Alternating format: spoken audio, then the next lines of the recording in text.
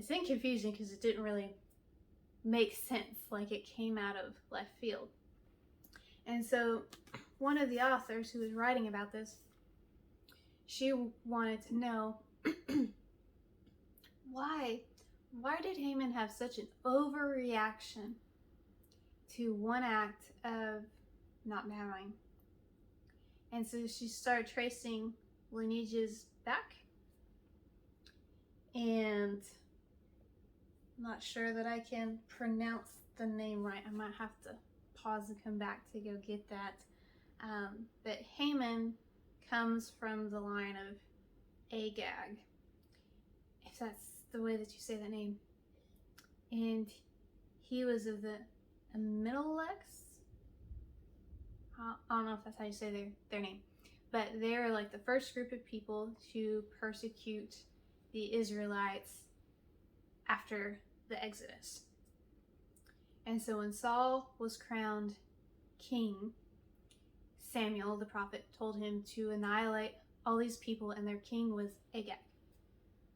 Well, Saul didn't. He spared the king, and he saved all of the best of everything. Like, he was supposed to destroy the plunder, the animals, everything. He didn't. He saved the best and took it.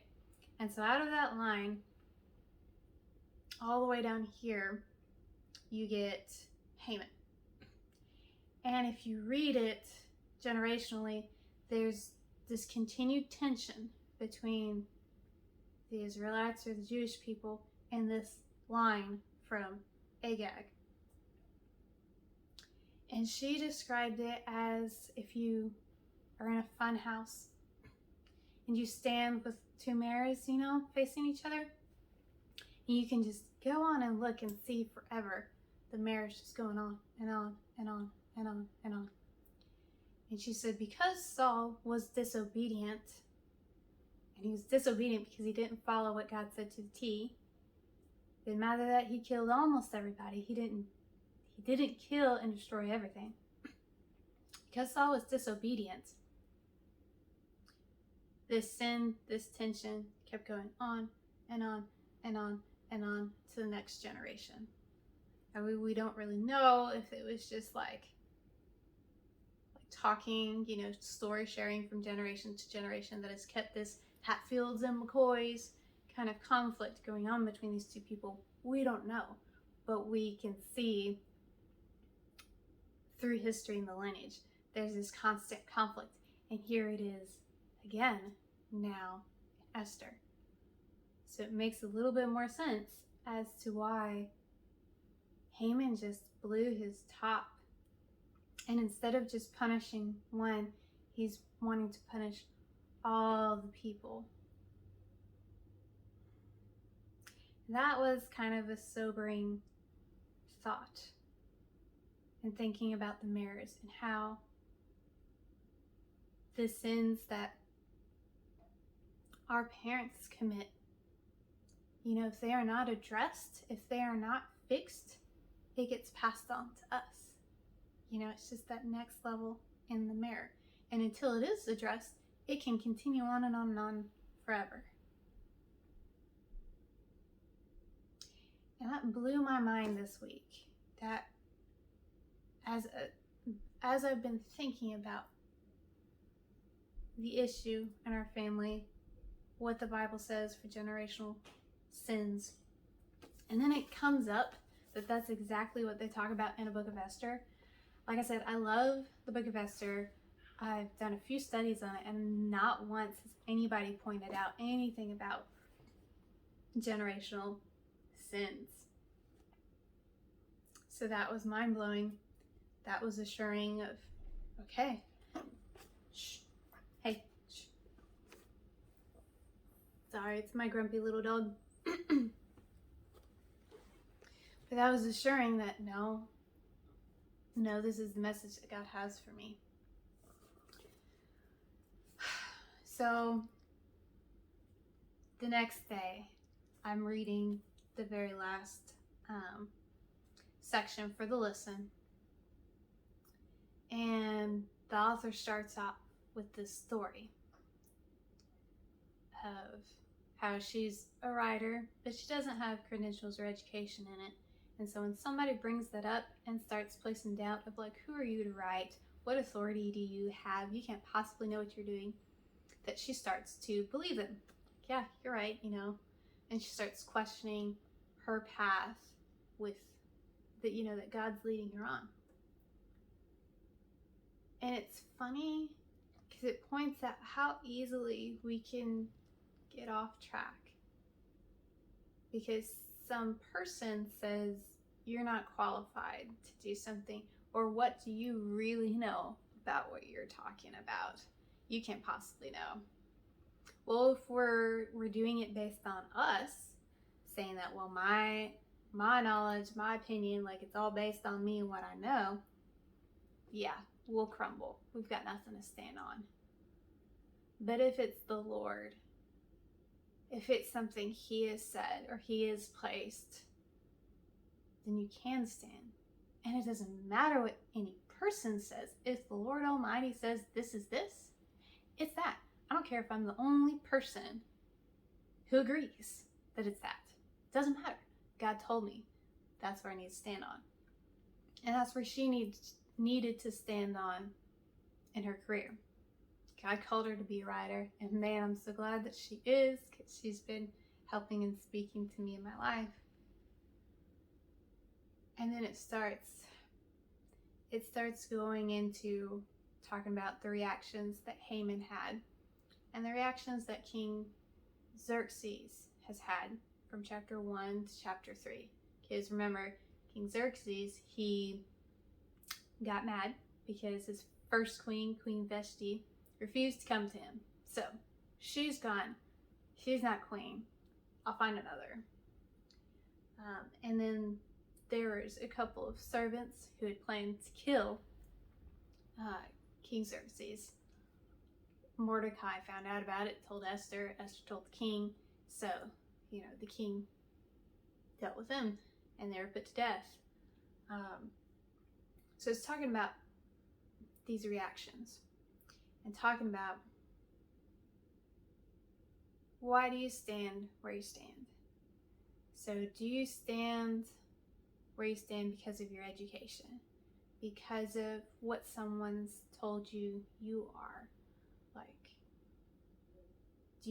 are you a Christian because you're baptized, or because your family always went to church, so that's where you stand? Or is your security in the one true God? Once again, I start questioning, am I the one who's reacting poorly?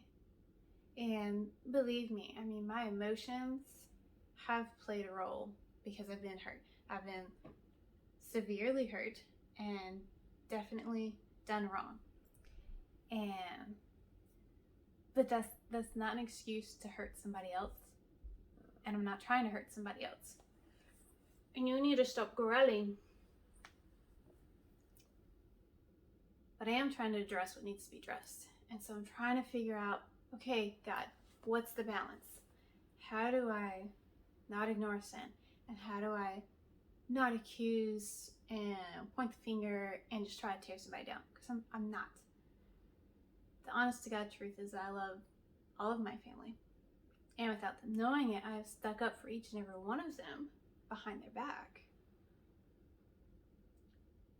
But because I love them, I can't tolerate the poor behavior that I see going on.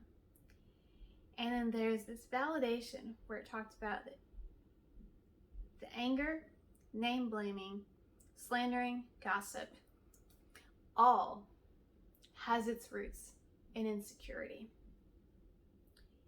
So when you're secure in yourself, when you know that you're right with God, and you know that you know that you know what you stand on, what the truth is, you can't be shaken from it.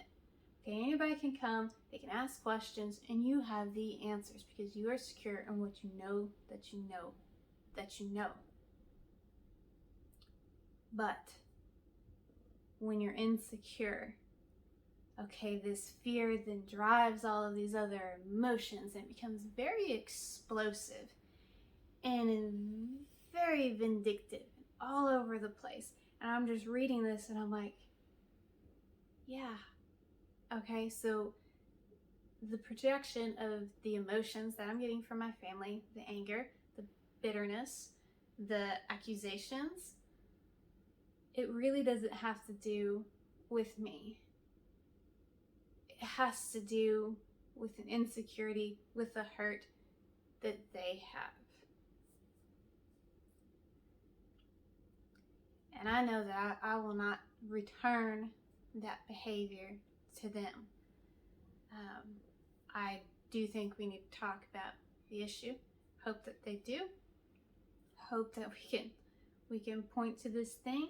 We can come together as a family and fix what has been wrong for a very long time and move forward in a real way that we never have before, that we get healing. But we get there without the emotions, without the insecurities coming out in ugly, ugly, ugly ways. And that was so reassuring to me because I haven't laid blame to anybody. I have stated I've been wrong. I've stated there's something wrong, and I have stated that we need to talk. And we need to talk in person. Because that's the best way to deal with relationships anyways, in person. But I have not gossiped. And I will not gossip. And I will not talk poorly about anybody. And I am here and I'm ready to do this civil and the right way. But it's going to be uncomfortable. Just like all of my surgery and my treatment for my cancer, it's going to be uncomfortable. But it's necessary. It's necessary.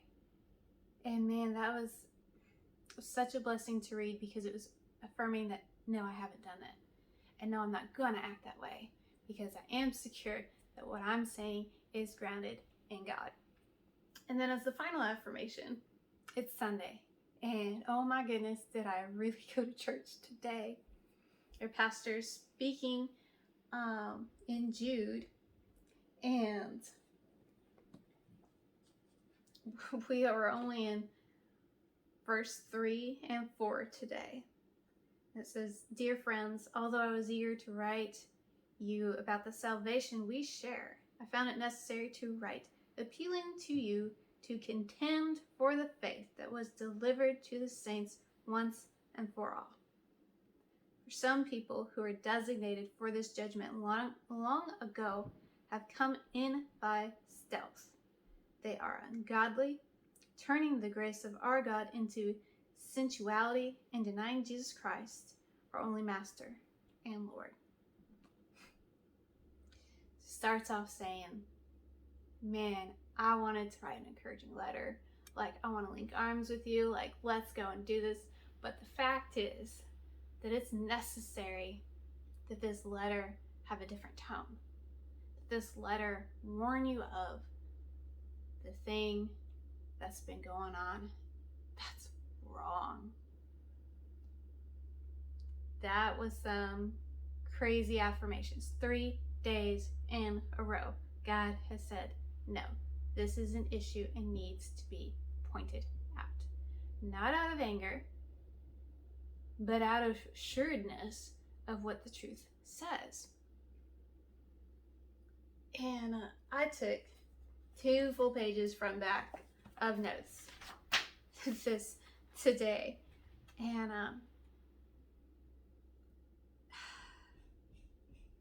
trying to find some of the really good points. Very first one was sometimes we would rather operate with a false sense of security than seeing the real danger. So we get comfortable with our sin and that it's really not that bad. Man, if that's not what's been going on in my family with our sin, it is because nobody wants to address it. We're just comfortable with it. And the fact is that sin is always a big deal. It doesn't matter which act of sin it is. It's a big deal. Okay, that is a sickness. That's what separates us from God. And our Lord Jesus Christ paid a heavy price, paid his life so that we could have forgiveness. So sin is a big deal to God. He thinks that's a big deal. And for his children to just carry on with stuff that they know is wrong is not okay. And so Jude is writing because he's like, look, there's these false teachings. There's these things that you've gotten comfortable and are allowing in your church that is not of the Lord, and that is not okay. As much as he didn't want to have to write that, as much as he would rather do the uplifting, feel-good sermon. No, Jude had the uncomfortable conversation of, let's get rid of the sin. This doesn't happen by accident, people. Like, oh my goodness, God is so real. 3 days in a row to have the consistent message where the doubt's coming in my mind of maybe this isn't as bad as I thought. Maybe I'm overreacting. Maybe I'm emotional. No, God's just, every morning, no. Here's the real thing. Here's the real thing. And how will we ever have a chance to wake up if nobody shows us how bad our sin is and how real it is? How can I ever get cancer free unless the doctor says I've got cancer? Here's what we got to do to remove it. Here's what we've got to do to heal and hopefully never go back there again. Y'all, it's the same in our lives. And I didn't realize how much our generational sin shaped me and how I interact with people. And I'm not doing that anymore. For me, I take it to the people-pleasing thing of trying to be peacemakers. You can't make peace with sin. You cannot make peace with sin. And my goodness, how is it loving to let sin just stay in the family and not point it out and not say, no, you need to do better. Like, you need to have a fuller life. We need to have relationships real and not ever let this affect anybody further on down the line. No, there is a cancer there. And 3 times is enough for me. God's more than affirmed that I see what I see, that it's wrong, and I will not have any more of it. As for me and my house, we will serve the Lord, and we will rid ourselves of all the sin, all the cancer, all the bad things. Nope. Being a people pleaser, being an appeaser, it's not a good thing. Not a good thing. Because if I'm seeking to please people, I'm not pleasing my Lord. If I please my Lord and him alone, I will be able to love people the correct way, the way that he does. And it's loving. It's not browbeating, but it is standing firm and secure but I don't accept the sin. I love you, but I don't accept the sin. And we need to be changing and behaving more and more like Christ. Guys, I hope that makes sense. I hope all those pieces were coming together. I know it's kind of a lot, and it's a big, heavy subject that God's just been dealing with me with, but it's been so cool that in the middle of the hardships that I'm dealing with family, with my future, with my health, God's been so loud. He has been right here with me every second of every day that I say, I feel like I'm at Bible camp. I'm at revival. God is so real right now. I can touch him. And so it doesn't matter if someone wants to hang on to the sin, if they want to get ugly with me, I feel sorry for them. But it's not going to affect me. And I'm not going back to what I did before. That behavior was wrong. The people pleasing and appeasing of the sin, that was wrong. It was not loving. I will not do that.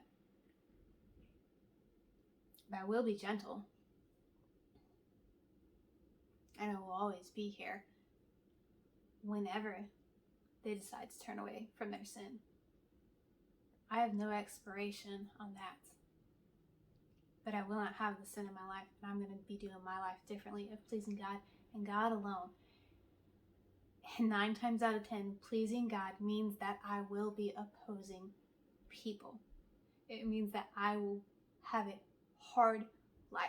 It will mean that most people won't understand, because we can't understand the things of God unless you're walking with God and He reveals it to you. Yeah, please pray for me. Pray for my family, because we do have something ugly that needs to come out. And then I pray if there's anything in your family that y'all can come together in gentleness, but without any blinders on, and really evaluate and look and see, is there a cancer here in our family that we are passing on from generation to generation? If so, let's point it out, let's call it what it is, and let's get rid of it. Let's have healing. Healing is all I want for you, and it's all I want for my family. So, I know that's long. I hope the pieces fit and y'all can follow me, because it's been a hard week, but it's been a great week, because no matter how bad it got, my God was bigger. And God's got good things. God's got good things for me. So I'll talk to you guys next time. The next big thing that God reveals and does in my life, because I don't know how else to do these devotions. They've got to be what God's doing and working on in my life. So I hope you appreciate my honesty and my sharing with my struggles. But in the struggles, it's got, God shows up even bigger. So I've got to share that, y'all. All right, y'all have a good week. Bye.